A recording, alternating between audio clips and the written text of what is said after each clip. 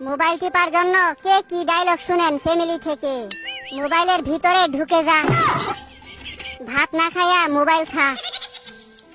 Mobile তোরে প্রতিবন্ধী বানাইছে, মোবাইলের উপর ঠাডা পড়তে পারে না।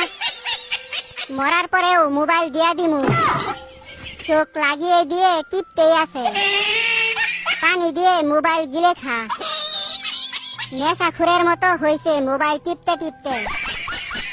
হাত ব্যথা হইলে পা দিয়ে টিপ, মোবাইলে তোরে শেষ করছে।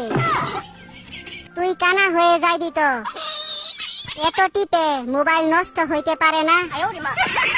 রেজাল্টের পর বুঝামু মজা, অন্ধ হইতে বেশি দেরি নাই। সারাদিন মোবাইলের মধ্যে কি দেখো? আমি বলুম না, আমার শরম করে।